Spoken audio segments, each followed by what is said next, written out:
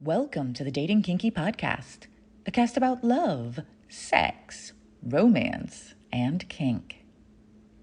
Ever had someone apologize for making you feel a certain way and you didn't even feel that way? And they weren't apologizing in a snarky way, but really meaning it. Like they apologize for upsetting you when they are clearly upset and they can't tell the difference.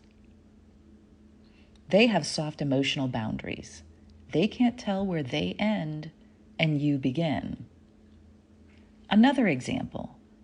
Do you ever find your mood being influenced by the people in your life in ways that send you into a pattern of behavior, even without any words said or actions taken? If so, you have soft emotional boundaries. It's a huge issue with more empathic people. They pick up things from their environment and have a hard time separating themselves. But it's not just the sensitive sorts. We're taught from a young age to mirror others. If someone's upset, we're supposed to be upset with them, which is actually one of the worst things we can do for our friends and loved ones. It's like if someone's in a pit made of sadness or anger with no way out, and instead of simply keeping them company or offering them a ladder, we just fling ourselves down into the pit with them. But with a bit of care and practice and thought, we can learn to separate ourselves from others with good emotional boundaries so we can be there for them and not lose ourselves. Boundaries are sexy as fuck. Emotional boundaries. Welcome to installment number 4 in my series about boundaries. The 6 primary types of boundaries are physical boundaries, intellectual boundaries, emotional boundaries, sexual boundaries, material boundaries, and time boundaries. So far, I've covered material and sexual boundaries and physical boundaries.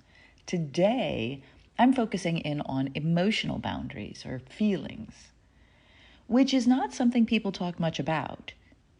In fact, the first 3 boundaries are far more commonly discussed than these last 3. However, I would suggest that none are more important than the others, and all deserve some time, attention, and thought. Healthy emotional boundaries, recognizing your feelings as yours and not leakage or influence from another, and knowing when it's right to share them. For example, when do you speak of emotional trauma or your feelings during the development of a relationship? And when do you prefer to keep things light? What feelings would you like to feel, and what feelings are hard limits to you in your interactions? Boundary violations occur when someone probes insistently despite your attempts to demur, or when someone criticizes, invalidates, or mocks your feelings. Also, you can violate your own personal boundaries by sharing too much too soon or with the wrong people and leaving yourself feeling exposed, raw, and wrong. Here are some questions to get you started. Are you easily overwhelmed by emotions from yourself or from others? What feelings are pleasant for you? Do you enjoy intense emotion? Do you examine your emotions deeply or flow with them? Do you allow or welcome others to examine or probe your emotions? How do you protect your emotional boundaries?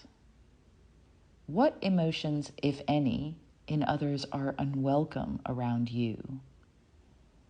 Who do you seek approval from? What makes you feel anxious? Do you place limits on what emotions you are willing to experience in the presence of others? For example, do you prefer to remove yourself from company during certain emotional experiences? How do you separate your feelings from how you treat others or interact with them? How do you keep others' feelings separate from your own? Are you able to say no or decline an offer? Are you able to say no or decline an offer easily? When others say no to you, do you feel rejection? Are you open to feeling a full range of emotions, even so-called negative emotions? What emotions do you consider negative, if any? Do you lie to others? If you lie to others, where do you draw the line? White lies, lies of omission? Do you allow others to lie to you? If you allow, or even encourage, others to lie to you, where do you draw the line? White lies, lies of omission? Do you speak up or advocate for yourself when your needs are not being met? Do you speak up or advocate for yourself when your wants are not being met? When do you speak up for your own advocacy?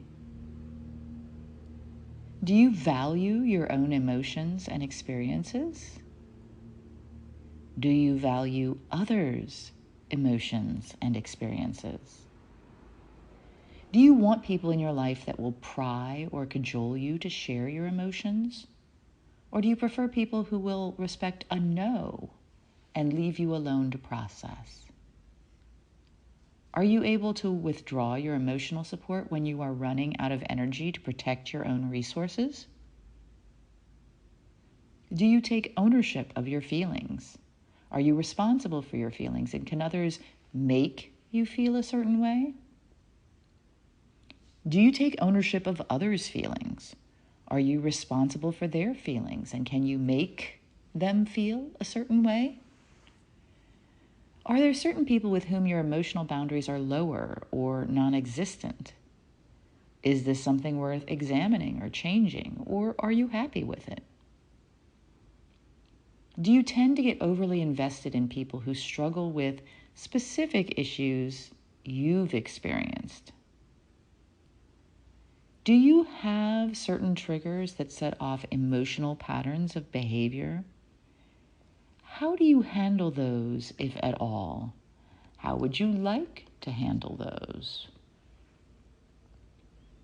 When you don't set a boundary, in this case any boundary, or you allow your boundaries to be crossed or ignored, what emotions are usually responsible?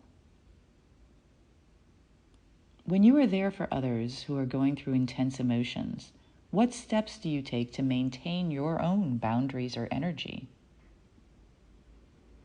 These questions are a place to start with yourself and with others in conversation or negotiation as you build relationships.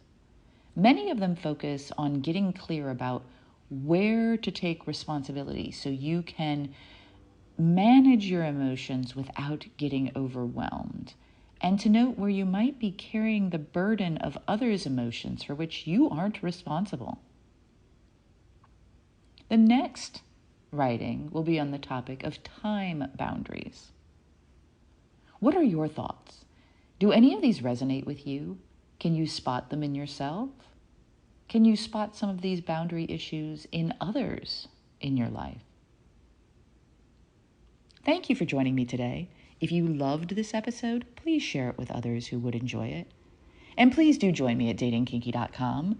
It's built by Kinksters, for Kinksters, poly, queer, trans folk, and anyone not quite vanilla. And it's free. Find me on FetLife as Nookie Notes, and on Twitter, Pinterest, YouTube, Facebook, and Medium as Dating Kinky. We're on Instagram as Dating Kinky Official, all one word. Have a kinky day, and I'll catch you next episode.